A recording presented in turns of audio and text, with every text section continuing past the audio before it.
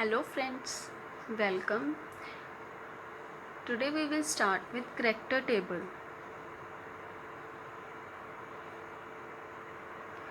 इस वीडियो में हम C2V पॉइंट ग्रुप के लिए और C3V पॉइंट ग्रुप के लिए character टेबल बनाएंगे। हम स्टार्ट करते हैं सबसे पहले C2V के लिए। C2V पॉइंट ग्रुप के लिए character टेबल। फर्स्ट क्या होएगा, हमें सिमेट्री एलिमेंट फाइंड करने हैं C2V के। वो मैंने अपनी पहले वाली वीडियोस में बताया हुआ है, आप वहाँ चैनल पे जाके देख सकते हैं। तो C2V के कौन कौन से होते हैं symmetry element? E, C2, sigma XY and sigma YZ। C2V point group की एग्जांपल एक ले लेते हैं H2O वाटर।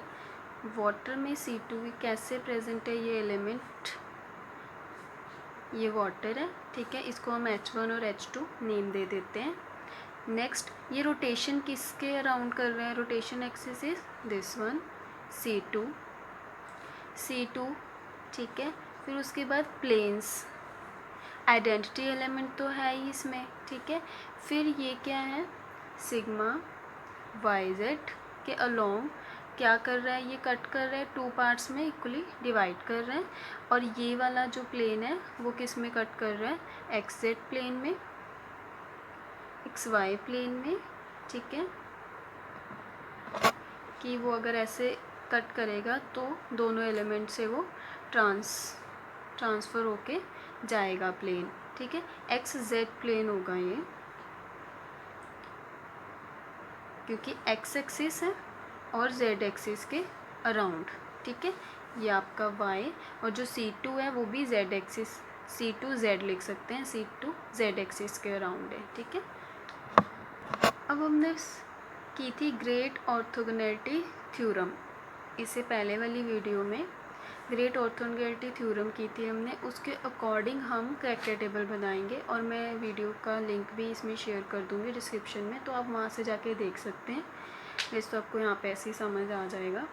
तो इसका फर्स्ट स्टेप क्या था ग्रेट ऑर्थोगोनैलिटी थ्योरम का?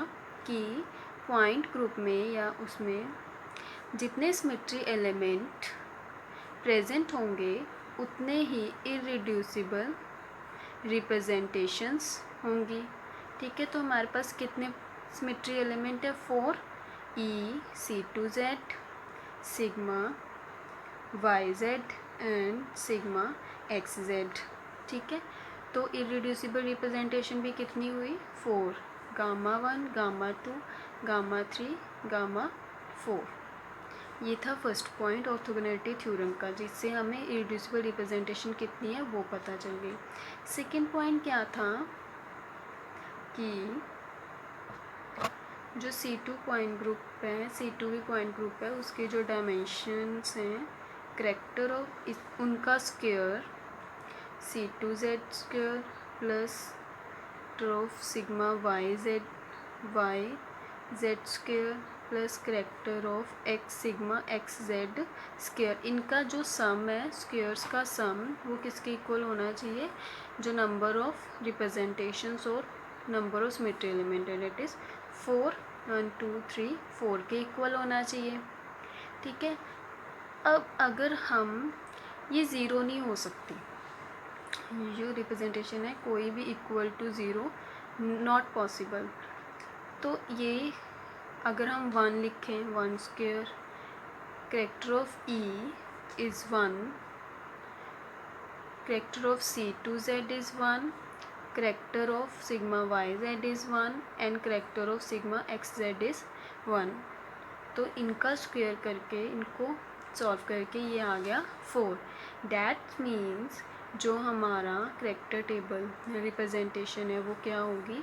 1 डायमेंशनल, ठीक है। तो 1 डायमेंशनल है, that means character of E is equals to 1, character of C2 is equals to 1, ये सब क्या है? इक्वल टू 1, ठीक है। 1 डायमेंशनल है सारी। तो हमारा जो करैक्टर टेबल है, कैसे ड्रॉ करते हैं हम, 4 रिप्रेजेंटेशंस बनानी है हमने। ये देखो, ये C2V के लिए बनानी है। फर्स्ट है identity element C2V, then sigma YZ, then sigma XZ। यहाँ पे gamma 1, gamma 2, gamma 3 and gamma 4। ठीक है। अब जो हमारी डायमेंशंस आई हैं सबकी 1 1 है, तो उसके हिसाब से ये वाली जो रो है वो क्या है, 1 हम फिल कर देंगे। तो क्या हुआ इसमें थर्ड स्टेप में कि जो करेक्टर ऑफ ई है वो 1 डायमेंशनल है सबके लिए। ठीक है। अब कौन से रह गए, ये 3 रह गए, तो ये 1 डायमेंशनल, तो ये 1 हो गया। बाकी क्या रह गया, C2V, sigma YZ and sigma XZ। ये क्या होंगे, X1, Y1, Z1, X2, Y2, Z2, X3, Y3 and Z3। ये होंगे इरेड्यूसिबल रिप्रेजेंटेशन। अब हमने इसको सॉल्व करना है। इसको कैसे करेंगे, जैसे कि हमने पहले किया था कि square of character representation is equal to order of the group. Order of group क्या था, H इज इक्वल्स टू 4। ठीक है। तो फर्स्ट तो हमें पता है कि कैरेक्टर ऑफ ई है वो 1 ही रहेगा। फिर उसके बाद X square I plus YI square plus ZI square is equals to 4। ठीक है। यहाँ पे आपका जो I है वो 1 हो सकता है, 2 हो सकता है और 3 हो सकते हैं। जैसे हमने यहाँ पे ले लिया था तो हमने इनकी जनरल टर्म्स ले ली, XI, YI and ZI is equals to 4। यहाँ तक क्लियर है। नेक्स्ट, अब इन तीनों को Z square is equals to YI square is equals to ZI square is equals to 1 1 put करेंगे तभी यहाँ पे 4 आएगा। ठीक है। डैट मीन्स जो इनका स्क्वायर है वो 1 के इक्वल है। तो हम क्या लिख सकते हैं कि XI equal to YI equal to ZI is plus minus 1। Square root करते हैं जब, तो यहाँ पे प्लस माइनस आ जाता है। ठीक है। उसके बाद ये था हमारा fourth step according to orthogonality theorem. Next is fifth step है कि साइंस अब कहाँ पे, अब हमें ये तो पता लग गया कि प्लस माइनस 1 है। अब यहाँ पे कैसे हम डिसाइड करें कि कहाँ पे +1 आना है और कहाँ पे -1, वो हमें बताता है फिफ्थ पॉइंट। तो फिफ्थ पॉइंट क्या था, summation kappa character of I of symmetry, character of J of symmetry, ये हम यूज़ करेंगे। ठीक है। तो 1 डायमेंशनल है। ठीक है, हमें पता है, तो 1 1 1 लिख देंगे हम XYZ के लिए। ठीक है, यहाँ पे XYZ के लिए। ठीक है। उसके बाद उसको आइडेंटिटी एलिमेंट और 1 डायमेंशनल है तो उसको हम 1 से ही मल्टीप्लाई कर देंगे। ठीक है। फिर plus X1 into X2 plus Y1 into Y2 plus Z1 into Z2 is equals to क्या आना चाहिए, 0 आना चाहिए। ये हमारा ऑर्थोगोनैलिटी का रूल है कि हम जो डायमेंशंस 1 डायमेंशन हमें मिली थी, ठीक है, उसको हमने एक रो को हमने सेकंड वाली रो के साथ मल्टीप्लाई करके, जैसे फॉर एग्जांपल ये आपको दी हुई है ABCDEFGH, ये कोई नंबर्स हैं, ये फर्स्ट रो है और ये आपकी सेकंड रो है। तो ऑर्थोगोनैलिटी यहाँ पे अप्लाई करनी है हमने अकॉर्डिंग टू दिस फॉर्मूला। तो ये क्या हो जाएगी, A into E plus B into F plus C into G plus D into H किसके इक्वल होना चाहिए, ये 0 के इक्वल। ऐसे ही हमने जब नेक्स्ट रो है उसको भी हमने 1 के साथ करना है। सपोज यहाँ पे 1 2 3 4 है, तो a into 1 plus b into 2 plus C into 3 and plus d into 4 is also equal to 0 होना चाहिए। तो ये हमारी ऑर्थोगोनैलिटी अप्लाई हो गई, ठीक है। तो हम यहाँ पे फिर से x1 इंटू x3, अब मैं आपको यहाँ से समझा देती हूँ कि यहाँ पे तो हमारा 1 1 1 है, यहाँ पे है x1 that is x2 and x3, y1 y2 y3 z1 z2 and z3, ठीक है। अब ऑर्थोगोनैलिटी थ्योरम लगानी है हमने,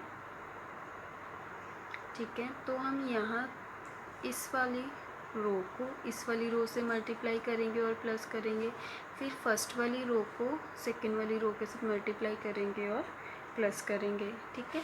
फिर उसके बाद थर्ड रो के साथ हम करेंगे, सॉरी फोर्थ रो के साथ हम फर्स्ट वाली को मल्टीप्लाई करेंगे, ठीक है। तो ये आ गया y1 into y3 z1 into z3 is equals to 0। Next x1 into x4 plus y1 into y4 plus z1 into z4 is equals to 0, ठीक है। यहाँ तक क्लियर है कैसे है ये, मैंने कैसे इसको ड्रॉ किया है। अब हमें क्या करना है, इनकी वैल्यूज़ पुट करके इनको सेटिस्फाई करना है 0 तक, 0 आना चाहिए, ठीक है। तो यहाँ पे हम बस ये वैल्यूज़ थी x4 y4 एंड y3, ठीक है। तो हम क्या करेंगे, फर्स्ट में तो 1 1 1 ही है, ठीक है। उसके बाद जो फर्स्ट रो है ये वाली, उसमें भी हम 1 1 पुट कर देंगे, ठीक है। नेक्स्ट हम अगर यहाँ पे 1 पुट करेंगे, यहाँ पे 1 पुट करेंगे, यहाँ पे 1 पुट करेंगे, तो हमारे पास आ जाएगा 1 into 1 is 1 plus x2 plus y2 plus z2 is equals to 0, ठीक है। अब सेकेंड वाले में भी पुट कर देते हैं, plus 1 plus x3 plus y3 plus z3 is equals to 0 and third 1 plus x4 plus y4 plus z4 is equals to 0। अब जैसे कि आप इन इक्वेशंस में देख सकते हो कि हमें ये 1 1 1 तो हैं, तो अगर हम इसको 1 पुट करेंगे, इसको -1 और इसको -1 पुट करना पड़ेगा। मतलब इन फर्स्ट रो में से 2 को हम -1 पुट करेंगे और 1 को हम 1 पुट करेंगे, ठीक है। ऐसे ही हम बाकी रो के साथ भी करेंगे, तभी हमारा 0 आएगा। जैसे अगर हम यहाँ पे 1 पुट करते हैं, यहाँ पे -1 और यहाँ पे -1, तो 1 plus 1 2, -1 plus -1 is -2, 2 minus 2 is 0। ऐसे ही हमें नेक्स्ट रो के साथ भी करना पड़ेगा, ठीक है। बस हमें क्या करना है कि हमें सिर्फ YZ को ही नहीं करना, औरों को भी हमने नेगेटिव लेना। हमें इतना तो पता चल गया कि एक रो में से 2 को हमने नेगेटिव शो करना है, तो फर्स्ट रो में से हम इनको नेगेटिव शो कर देते हैं, ठीक है। सेकंड रो में से हम इनको नेगेटिव शो कर देते हैं और थर्ड रो में से हम इसको और इसको नेगेटिव शो कर सकते हैं। आप किसी को भी उल्टा फुल्टा करके शो कर सकते हो, बस किसी में सेम नहीं होना चाहिए, अलग अलग होना चाहिए, ठीक है। अब मैंने क्या किया, 1 प्लस x2 को 1 पुट कर दिया, तो यहाँ पे मैंने 1 लिख दिया। यहाँ पे मैंने y2 इसको -1 में -1 लिख दिया। Again -1 -1 1 and 1 -1 1 and -1। अब इनको करेंगे तो ये 0 आ जाएगा, इसको भी करेंगे ये 0 और इसको भी हम प्लस करेंगे तो ये 0 आ जाएगा। आप किसी को भी रख सकते हो, ये वाला पॉइंट ऊपर रख सकते हो, ये वाला नीचे रख सकते हो, कोई इशू नहीं है, ठीक है। यहाँ तक क्लियर है। अब नेक्स्ट पार्ट क्या है, ये तो हमारा बन गया जनरली कि ये हमने Γ1 Γ2 Γ3 Γ4 ये आइडेंटिटी एलिमेंट है, ये C2Z ठीक है, x के लिए, और ये C2Z हो गया। देन हमारे पास सिग्मा XZ सिग्मा YZ ये वाले टर्म्स हो गए। ठीक है, उसके बाद हमने क्या करना है, हमने देखना है मोलिकन्स सिंबल्स। अब थोड़ा सा मोलिकन सिंबल्स के बारे में बता देती हूँ। अगर तो ए है, ए किसको डिनोट करता है कि जो हमारा हो वो वन डायमेंशनल हो। ठीक है, और बी किसको करते हैं, हमारा ये भी वन डायमेंशनल को रिप्रेजेंट करता है। ठीक है, नेक्स्ट क्या है, वन डायमेंशनल को करता है बी एंड इन्वर्जन, जहाँ इन्वर्जन शो हो रहा हो वहाँ पे हम बी लिखेंगे। ठीक है, नेक्स्ट है ई मोलिकन सिंबल, ये क्या करता है, डबली डीजनरेट और टू डायमेंशनल के लिए। ठीक है, और जो टी सिंबल है वो है थ्री डायमेंशन के लिए। अब हम बात करते हैं सबस्क्रिप्ट की। अगर सबस्क्रिप्ट 1 है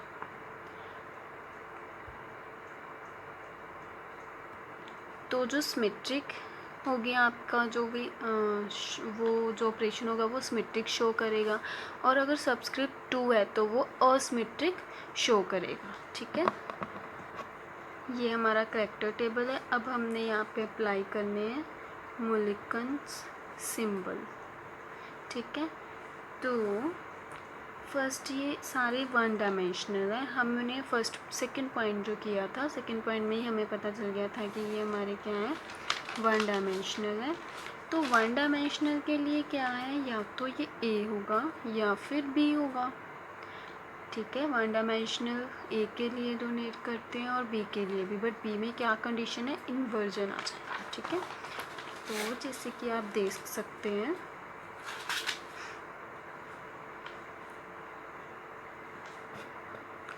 ये पार्ट, ये ए, ठीक है, इसमें C2 के साथ कोई इन्वर्जन नहीं है, वैसे ही है। यहाँ पे आएगा आपका ए, और इसमें भी कोई इन्वर्जन नहीं है। अब इसमें क्या है, C2 जो है वो इन्वर्ट कर रहा है, तो इसमें क्या आएगा, B1 से -1 इन्वर्जन हो रही है बी, और इसमें भी इन्वर्जन हो रही है। अब बात करते हैं हम सबस्क्रिप्ट की। सबस्क्रिप्ट अब कहाँ पे 1 लगना है, कहाँ पे 2, कहाँ पे 1, कहाँ पे 2 लगना है। तो सबस्क्रिप्ट 1 का क्या मीनिंग था कि जो सिमेट्री में होना चाहिए। अब ये देखो, ये 1 1 1 ये सिमेट्री है, यहाँ पे 1। अब ये 1 से 1 और -1 दैट इज़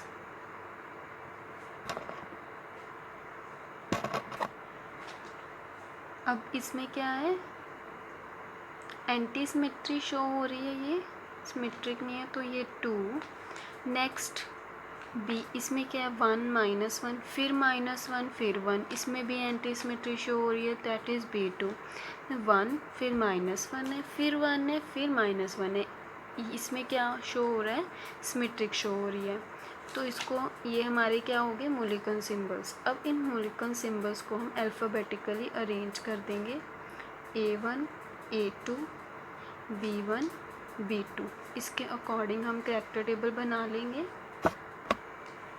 यहाँ तक क्लियर है। मोलिकन्स फर्स्ट हमने करैक्टर टेबल ड्रॉ किया, देन हमने मोलिकन सिंबल। अब थर्ड पार्ट क्या है कि हम एक्सिस लिखेंगे, रोटेशन एक्सिस और एक्स एक्सिस। ठीक है, इसमें RX RY RZ XYZ ये रोटेशन एक्सिस है, और ये एक्स एक्सिस ये हमने ड्रॉ करनी है इसमें। ठीक है, RX का क्या मीनिंग है, rotation about X axis, rotation about Y axis, rotation about Z axis. ठीक है, ये X axis, Y axis and Z axis है। तो जो हमने C1 है हमारा, ये रोटेशन अबाउट जेड एक्सिस है, सॉरी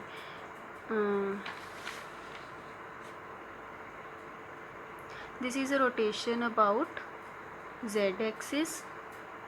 ठीक है, और ये इसमें पॉजिटिव आ रहा है ना, एक्स जेड वाले में, that is a rotation about, एक second, this is a rotation about Y axis, this is a rotation about X axis, और ये सब ये जेड एक्सिस के along, this one is Y and this one is X axis के along. तो ये आपका करैक्टर टेबल फॉर्म हो गया। नेक्स्ट हम करते हैं C3V पॉइंट ग्रुप के लिए करैक्टर टेबल। C3V के लिए करैक्टर टेबल, इसमें होते हैं हमारे पास 6 सिमेट्री एलिमेंट, एक आइडेंटिटी एलिमेंट होता है, 2 C3 एक्सिस एलिमेंट होती हैं, 2 C3 सिमेट्री एलिमेंट है, और 3 सिग्मा V एलिमेंट। ये हमारे पास सिमेट्री एलिमेंट्स होते हैं। टोटल अगर हम इनको काउंट करें 3 4 5 एंड 6, तो ऑर्डर ऑफ ग्रुप इज़ 6। ठीक है, तो हमने इनकी फर्स्ट डायमेंशंस निकालनी है, तो इसकी डायमेंशन ले लेते हैं हम E² plus 2C² 2C3 square plus 3 sigma V square इस कितना आना चाहिए आपके पास 6 आना चाहिए।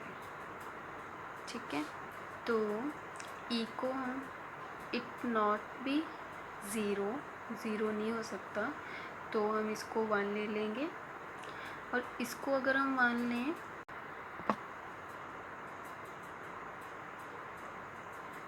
देन हम कंसीडर कर लेते हैं कि इसको हम 1 ले लेते हैं, इसको भी हम 1 ले लेते हैं।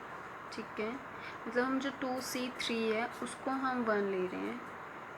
ठीक है, प्लस अगर 1 + 1 1 का स्क्वायर 1 1 + 1 इज़ 2, तो रिमेनिंग कितना रह गया 6 होने के लिए 4, डैट मीन्स हमें यहाँ पे 2 का स्क्वायर लेना पड़ेगा। ठीक है, तो जो हमारा फर्स्ट डायमेंशन है वो 1 डायमेंशनल है, सेकंड भी 1 डायमेंशनल है, और थर्ड वन इज़ क्या होगा 2 डायमेंशनल होगा। तो हमारी जो फर्स्ट रो है, फर्स्ट कॉलम है, वो हमें पता चल गई E2C3 3 सिग्मा V, इसके लिए 1 1 2। ठीक है, इसमें क्या है 3 सिमेट्री एलिमेंट्स हैं 3 टाइप के, तो इरेड्यूसिबल 3 हमारी रिप्रेजेंटेशंस बनेंगी, Γ1 Γ2 एंड Γ3। तो फर्स्ट रो हमने बना ली। अब we proceed to second column. अब जो करैक्टर ऑफ E है हमारे पास 1 = 1, वो किसके लिए है 1 डायमेंशन के लिए। जो हमारे पास करैक्टर ऑफ E 2 आया है वो हमारे पास 2 डायमेंशन के लिए आया है। ठीक है, तो हमने नेक्स्ट स्टेप क्या करना है, जो बाकी के एलिमेंट हैं C3 और सिग्मा V, वो क्या होंगे x1 y1 और x2 y2 and x3 y3। ठीक है, तो इसमें हम I को क्या लेंगे 1 2 3, तो वैसे ही अभी हम 1 डायमेंशनल के लिए करेंगे। 1 डायमेंशनल के लिए क्या 1² प्लस, फिर वैसे ही करेंगे जो 2xi² प्लस 3yi² = 6। ठीक है, ये क्या है कि हमारे पास इतने मतलब C3 के लिए हमारे पास 2C3 है और सिग्मा V हमारे पास 3 है। तो अब हमारे पास ये 6 आना चाहिए। यहाँ पे 1 पुट करेंगे और यहाँ पे 1 पुट करेंगे, तो 3 1 = 3 2 1 = 2 प्लस 1 इज़ 6। तो हमारे पास x1² = y1² क्या आ गया 1। तो x1 = y1 = ±1। एक तो ये हमारे पास पॉसिबिलिटी आ गई। ठीक है, सॉरी ये I है। ठीक है, तो ये I किसके लिए है 1 एंड 2 के लिए होगा सिर्फ। थर्ड पार्ट के लिए क्या है 2 डायमेंशनल, तो उसके लिए क्या होगा 2² प्लस 2xi² प्लस 3yi² = 6। ये हम 2 डायमेंशनल के लिए ले रहे हैं, तो 2 2 = 4 प्लस इसको 1 2 1 = 2, ये तो यहीं पे 6 हो गया। तो इसको क्या करें, तो यहाँ पे हम 0 पुट कर देते हैं, 6 बन जाएगा। तो यहाँ पे क्या है xi² square equal to 1, x i is equals to plus minus 1 और वाई आई क्या हो गया हमारे पास 0, ठीक है। और ये क्या था, ये था हमारे पास x3 प्लस माइनस 1 सिर्फ 3 के लिए, 1 और 2 के लिए हमारे पास ये पॉसिबिलिटीज़ थी, ठीक है। ये है हमारे पास 3 के लिए, तो y3 इज इक्वल्स टू 0 और x3 इज दिस। अब हमने नेक्स्ट स्टेप में क्या करना है, वही ऑर्थोगोनैलिटी प्रूफ करनी है, ठीक है, कि सबको हमने मल्टीप्लाई करके प्लस करके उसको 0 के इक्वल रखना है। तो फर्स्ट क्या है, 1 इंटू 1 डायमेंशनल के लिए फर्स्ट रो जो है उसको हम सेकेंड रो के साथ मल्टीप्लाई कर रहे हैं, plus 2x1 into x2 then 3y1 into y2 is equals to 0। तो यहाँ पे जो हमारा x1 y1 है वो क्या है, +1। अगर यहाँ पे हम +1 कर देंगे 1 1, तो 1 इंटू 1 इज़ 1, 2 1 1 के साथ मल्टीप्लाई करेंगे तो 2। अब इसमें एक हमने 1 लेना है और एक हमने -1, तो y1 को हम 1 ले लेते हैं, y2 को हम -1। तो ये आपका आ जाएगा 3 1 ज़ा 3, 3 1 ज़ा 3, तो माइनस है तो -3 इज इक्वल्स टू 0। तो हमें यहाँ पे x1 मिल गया 1, x2 1, y1 1 and y2 is -1। Next हम रो के साथ कर रहे हैं 1 इंटू, अब क्या है 2 डायमेंशनल था हमारे पास, थर्ड वाली रो में हमारे पास, इसलिए पहले हमने इस वाली रो को इसके साथ किया, फिर हमने इस वाली रो को इसके साथ किया, ठीक है। 1 इंटू 2 करेंगे प्लस 2x1 इंटू x3 के साथ करेंगे, ये x3 होगा, ठीक है। ये आप चाहे यहाँ पे लिख लो कि ये 2x1 3y1 x1 y1 x2 y2 and x3 y3, ठीक है। नेक्स्ट अब हम इसमें कंटिन्यू करते हैं, plus 3y1 plus into y3 is equals to 0। अब 2 1 ज़ा 2, अब इसको अगर हम 1 मतलब एक को 1 पुट करेंगे, अब x1 को तो हम 1 ले चुके हैं तो इसको x1 को 1 ही पुट करेंगे। अब x3 को क्या पुट करना पड़ेगा, -1, तभी यहाँ पे क्या आएगा -2, और इसको तो y3 को 0, तो यहाँ पे 0, तो 2 - 2 इज़ 0, ठीक है। तो हमारे पास आ गया, हम इसमें फिल कर देते हैं,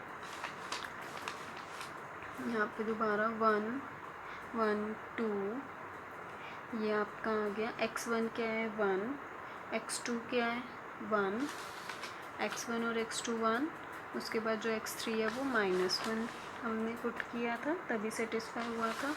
then y1 is 1, y2 is -1 और y3 इज़ 0। ये हमारा बन गया करैक्टर टेबल।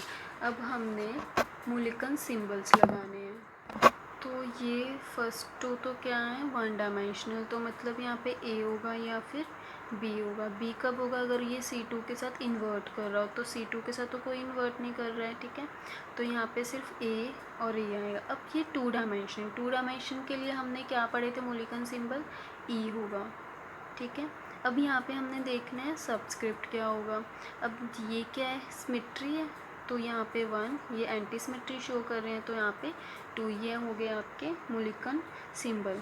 तो यहाँ पे हमने रोटेशन एक्सिस देखनी थी, ये रोटेशन एक्सिस ऑफ x और ये y, ये वाली होगी z के साथ और this one is z axis, ठीक है। आई होप कि आपको वीडियो अच्छी लगी हो। Thank you very much.